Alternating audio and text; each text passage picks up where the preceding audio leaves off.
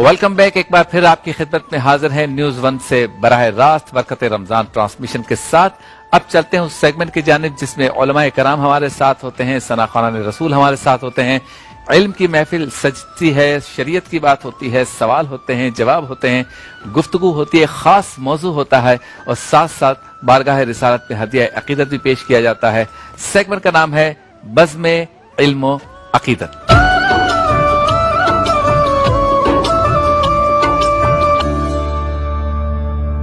मौजूद है हमारे साथ आपके हमारे हम सबके मोहतरम, बहुत ही प्यारे, बहुत ही शफीक, बहुत ही मेहरबान हजरत अल्लामा मुज़फ़्फ़र शाह साहब क़ादरी। अस्सलाम वालेकुम शाह साहब। वालेकुम सलाम। बहुत शुक्रिया आप तशरीफ लाए। और इनके साथ मौजूद हैं, बहुत ही प्यारे अंदाज में गुफ्तगू करते हैं, शायर भी हैं और दरसे तरावी रोजाना आपके सामने पेश करते हैं अज़ान मग़रिब के बाद।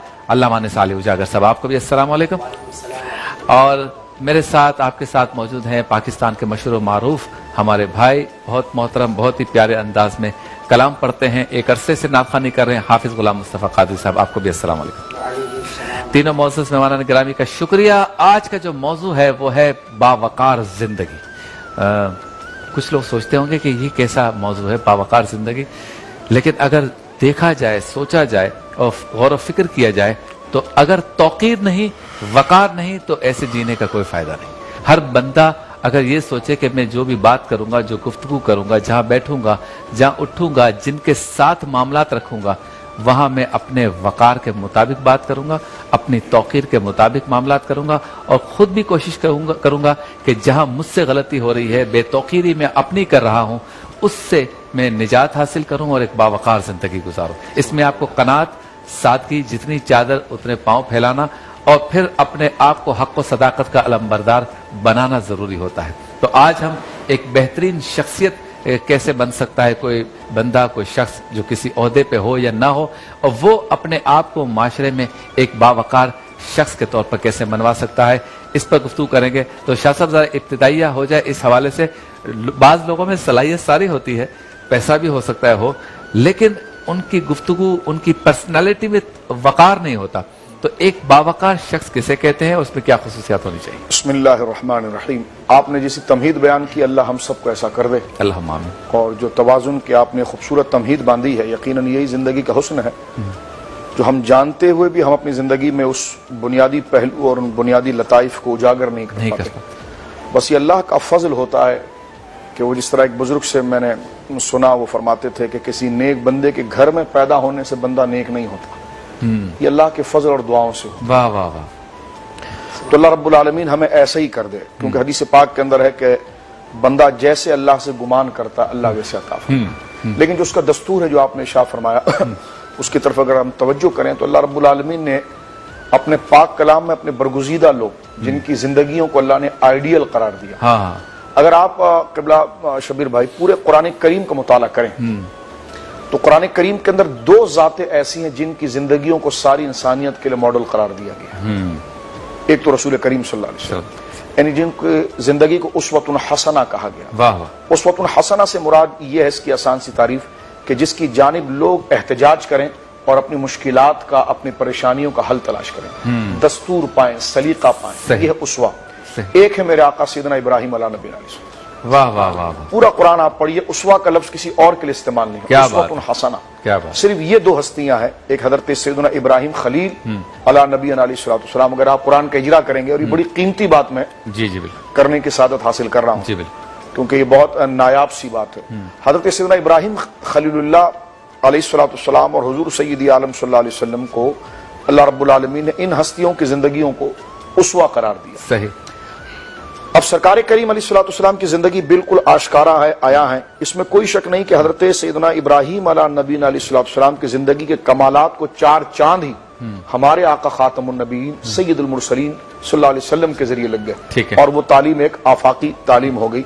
और सरकार ने इस पर फख्र भी किया है कि मैं अपने बाप इब्राहिम की दुआ हूं। सही। लोग ये कहते हैं, हुजूर ये फला आपकी तरह आपकी लग रहा है, ये फला आपकी तरह लग रहा है, आप किसकी तरह लगते हैं? फरमा मैं अपने बाप इब्राहिम की तरह। तो जिस पर हुजूर ने फख्र किया उस सरकार हजरत सैयदना इब्राहिम अला नबी अलैहि।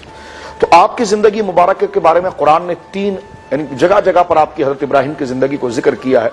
एक जगह फरमाया कि इन्ना इब्राहिम अला हलीमुन अव्वाबुम मुनीब, ये जिंदगी के बेहतरीन उसूल बयान किए کہ بے شک میرا ابراہیم جو ہے سبحان اللہ وہ حلیم بھی ہے، اوا بھی ہے اور منیب بھی ہے۔ واہ واہ۔ حلیم کہتے ہیں بردبار کو، اللہ اکبر، یہ بہت اعلیٰ صفت ہے اللہ اپنے فضل سے جس کو عطا فرمائے۔ بردباری سے مراد ایک یہ ہے کہ جو انتقام لینے میں جلدی نہ کرے، یعنی بہت برداشت کی بڑی بات، ہاں، جو انتقام لینے میں جلدی نہ کرے، جو بچکانہ قسم کے دشمن کی طرف فوراً گریبان تک ہاتھ نہ بڑھائے بلکہ اس سے درگزر کرے، یہ بہت اونچے اخلاق ہیں۔ تو یہ شان سب سے پہلے اللہ رب العالمین نے بصورت منقبت کے حضرت ابراہیم کے ذکر کیا۔ سبحان اللہ، ان ابراہیم لحلیم، میرا ابراہیم بہت بردبار ہے، حلیم۔ اور یہی حلم سرکار نے سیدہ زہرا پاک سے کہا تھا کہ زہرا انتقال کے وقت سرکار نے وصال کیا کہ زہرا میرا حلم اور میری یہ بردباری تیرے بیٹے حسن کو اللہ نے دی۔ واہ واہ واہ واہ۔ تو فرمایا ان ابراہیم لحلیم، ابراہیم بردبار ہے،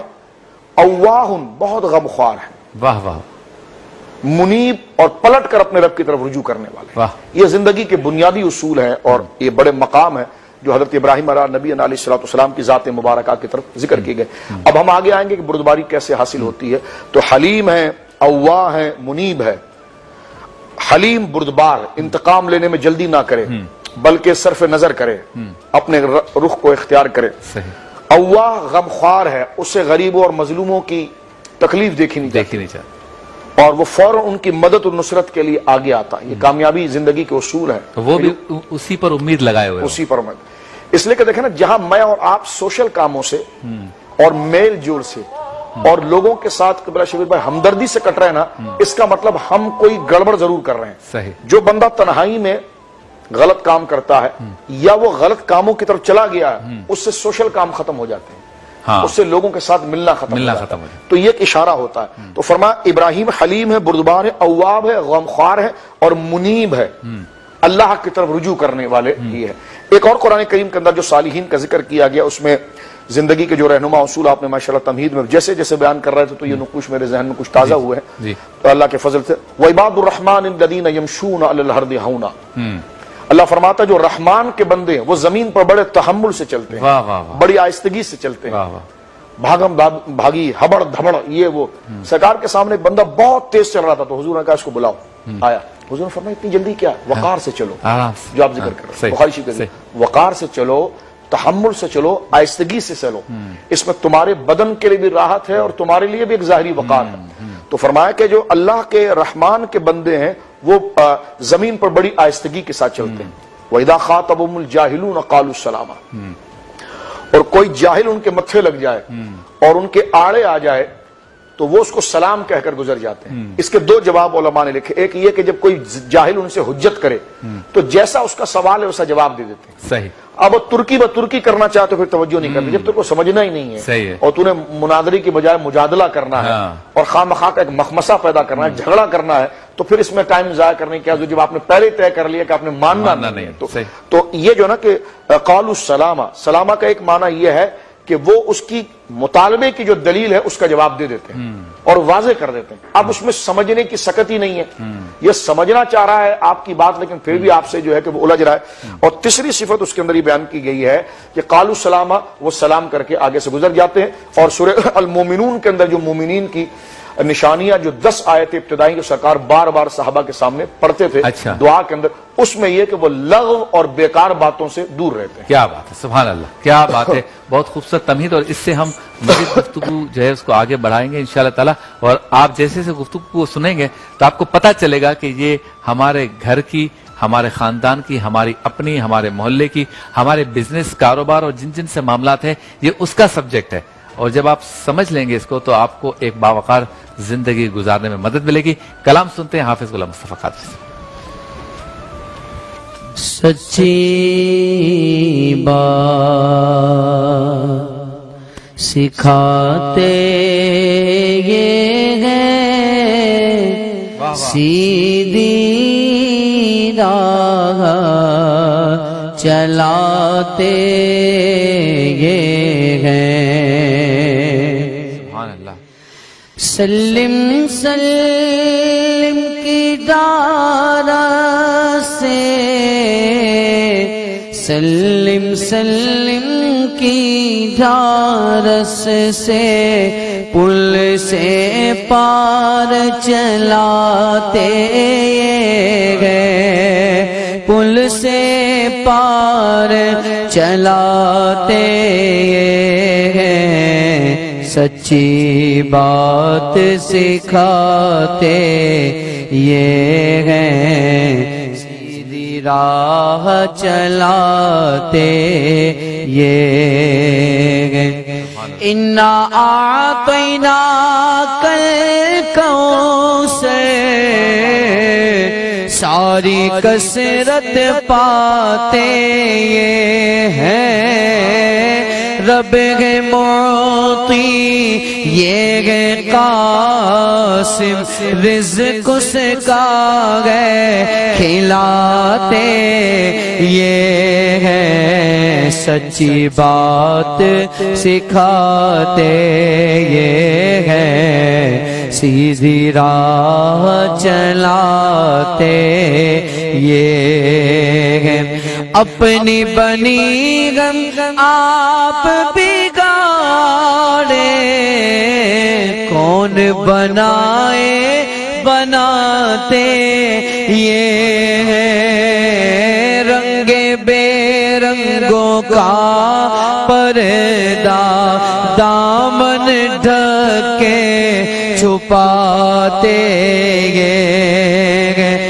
ماں جب اکلوتے کو چھوڑے آ کہہ کے بلاتے یہ ہے، باپ جہاں بیٹے سے بھاگے لطف وغا فرماتے یہ ہے، اِنَّا أَعْطَيْنَاكَ الْكَوْثَرَ، ساری کثرت پاتے یہ ہے، ان کے ہاتھ میں گر کنجی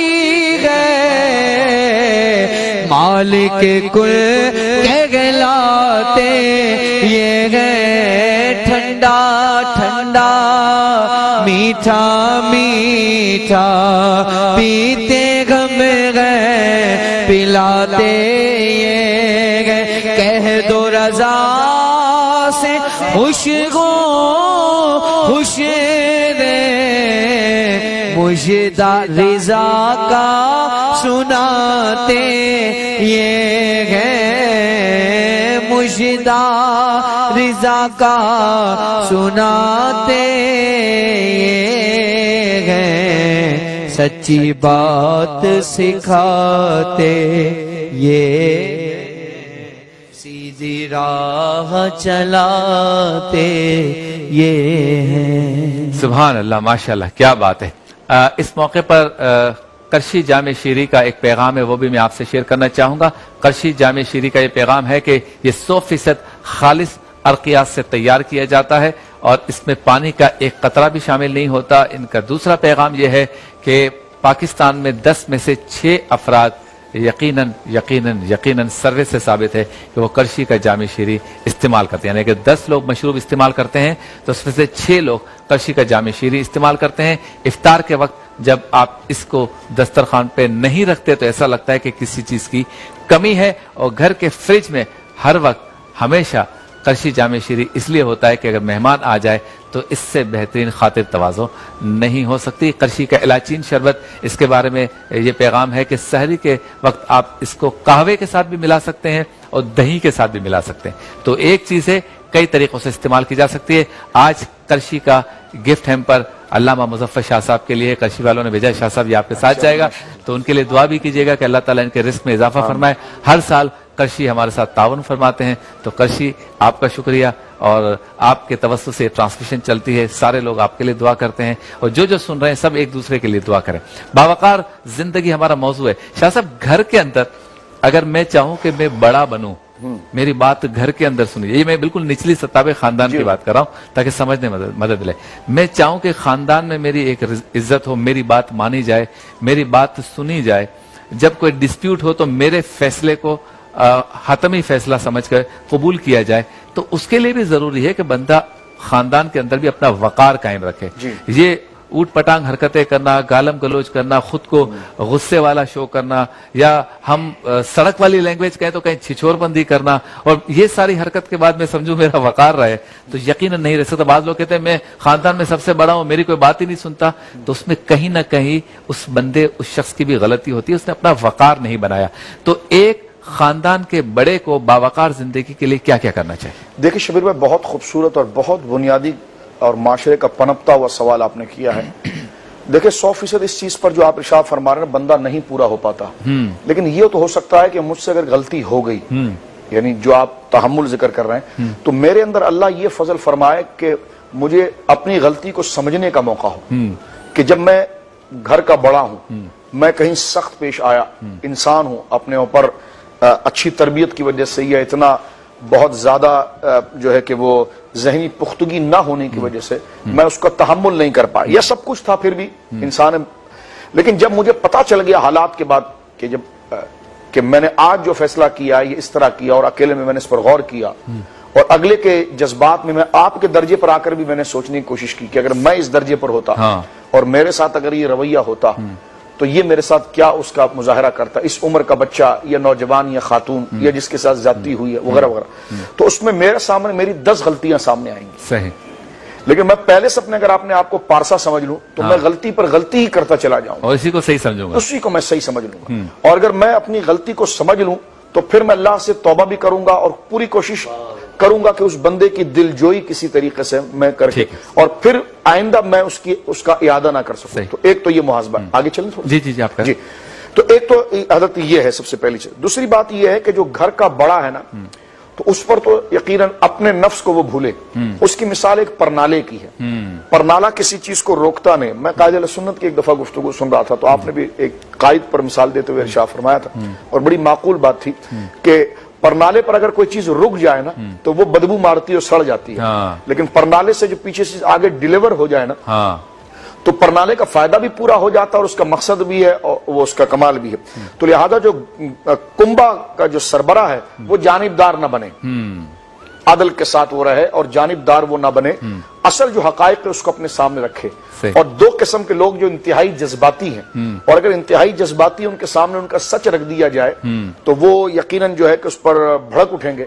और जब मैं गैर जानिबदार हुआ तो ना मुझे आपसे फिर बुग़्ज़ हुआ ना इनसे बुग़्ज़ हुआ, मुझे मसला हल करने की तरफ मकसद हुआ। तो उसमें यह कि पहली चीज है कि सामने वाले को रिस्पेक्ट दी जाए, उसके अंदर अदब, यानी कि हर इंसान अपनी ताजीम या तौकीर को समझकर यकीनन उसके अंदर कोई कुशादगी पैदा होती है अगले की बात को समझने की। तो लिहाजा उसके अंदर कोई ना कोई तो हुस्न होगा कि देखो आप इतना अच्छा काम करते हो, आप इतने अच्छे लगते हो, इतने अच्छे वालिद की औलाद हो, ये हमारा घर इतना अजीम है, ये खराब हो जाए तो एक उसकी कदर और उसकी जरूरत के साथ उसको अहमियत देते हुए अगर बात की जाए। एक बात और जो खास तो आप अपने लिए कह रहे हैं, तो अपना वो जो शख्स जो कुंभे का सरबराह है वो यकीनन देखे ना कि एक कसाई भी अगर जानवर को ज़बा करता है तो जल्दबाजी में टांग उसके हाथ में आ जाती है, उसको नहीं काटता या उसके पेट में छुरा नहीं डालता, बल्कि जो ज़बा करने की जगह है। यानी इसके मिसाल का मकसद ये है कि जो उसका महल है और जो उसका तरीका है वहां से उस चीज को सॉल्व की जाए। तो जो शख्स फैसला करने वाला उसको सबसे पहले तहम्मुल का होना जरूरी है। तहम्मुल, गैर जानिबदार होना, तहम्मुल होना, शाइस्ता गुफ्तगू के साथ होना और अपने आप को बिल्कुल मुतवाजिन रखना, हाइपर अपने आप को ना करना, खामोश रहना। मिसाल के तौर पर अगर मैं आपके सामने जोर जोर से बात करता रहूं और आप मेरे सामने कतन कुछ ना कहें और धीमे अंदाज में बात करें तो यकीनन थोड़ी देर के बाद मैं गिल्टी फील करूंगा या मैंने बहुत बड़ी गलती की और मैं आपसे मादरत की तरफ आऊंगा। लेकिन आप ही घर के बड़े और आपने जमीन आसमान के कलाबे मिठा लिए, बच्चों से कुछ पूछा नहीं, दूसरे से कुछ पूछा नहीं, मामले को समझा नहीं, एक की सुनी दूसरी की ना सुनी, तो ये तो फिर तबाही के दहाने की तरफ बात जाती है। बहुत शुक्रिया। मुलाकात होती है मुख्तसर से वक्फे के बाद।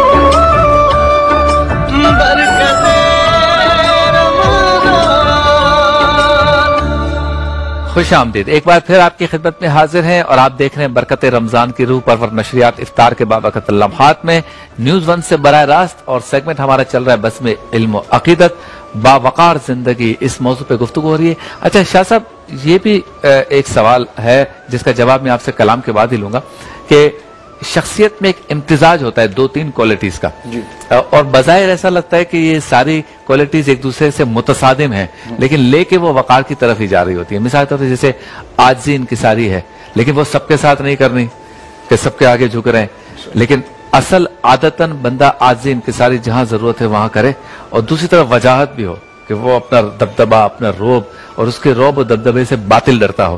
تو یہ بھی باوقار زندگی میں آ سکتا ہے, اور یہ صرف ہمارے اسلاف میں نظر آتا ہے یا ہم بھی ایسی زندگی گزار سکتے ہیں؟ ایک کلام سنتے ہیں تو پھر مثالوں سے آپ سے صحیح طریقے سے سمجھیں گے اس کو. اعلی حضرت رحمت اللہ تعالی علیہ کا ایک اور کلام پیش کرتا ہوں. اٹھا دو پردہ دکھا دو چہرہ, اٹھا دو پردہ دکھا دو چہرہ کہ نور باری حجاب میں ہے, زمانہ تاریک ہو رہا ہے کہ مہر کب سے نقاب میں ہے, زمانہ تاریک ہو رہا کہ مگر کب سے نقاب میں گئے, انہی کی بو مایائے سمجھ گئے,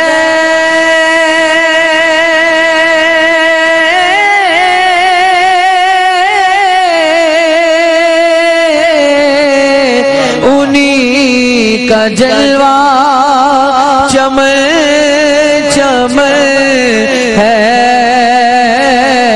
انہی کا جلوہ چمن چمن ہے, انہی سے گلشن مہک لگے گئے, انہی کی دھنگت گلاب میں گئے, اٹھا دو پردہ جلی جلی بو سے اس کی پیدا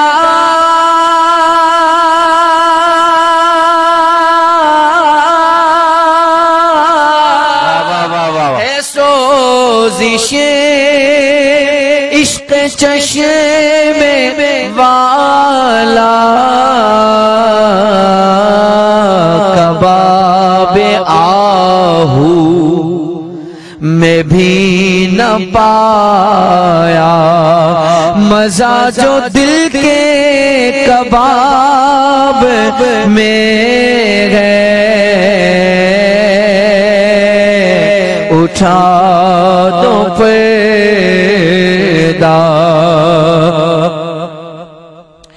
کریم ایسا ملا کہ جس کے کھلے گے ہاتھ اور بھرے خزانے, بتاؤ اے مفلسوں کہ پھر کیوں تمہارا دل اضطراب میں ہے,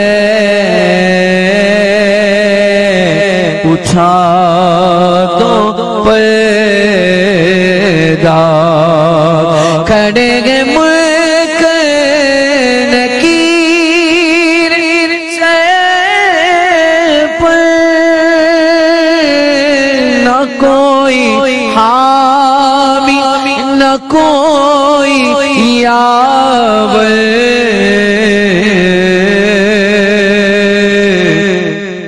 بتا دو آ کر میرے پیغمبر کہ سخت مشکل جواب میں ہے خدا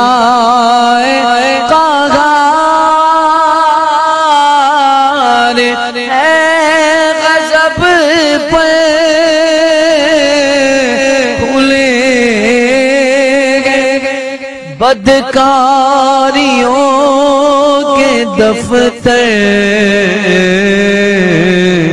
بچا لو آ کر شفیع محشر تمہارا بندہ عذاب میں ہے اور کریم اپنے کرم کا صدقہ لعین بے قدر کو شرما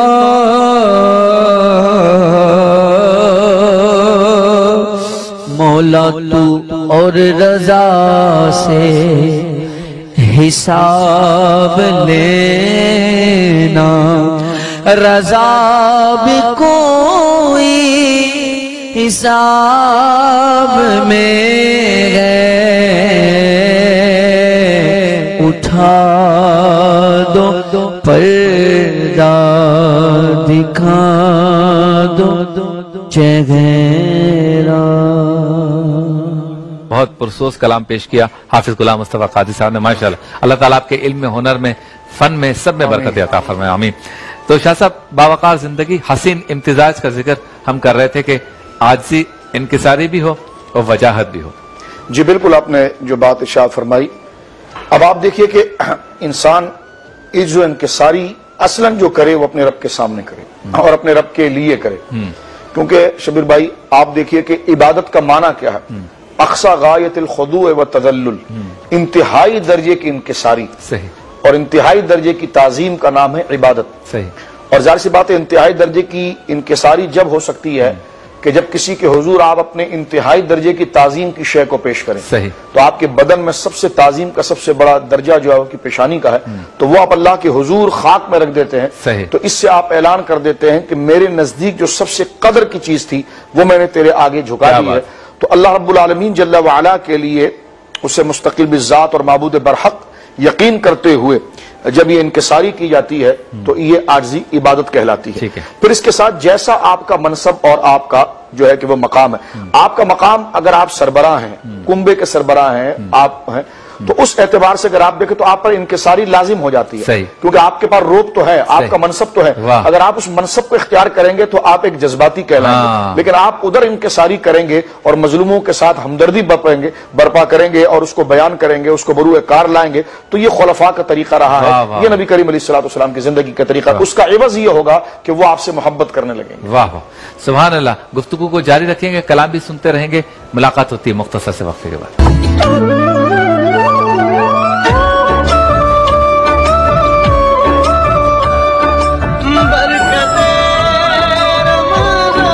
دیکھیے راستہ بدلتی ہے، رکتی نہیں، اور اس میں داغ لگ جائے تو داغ تو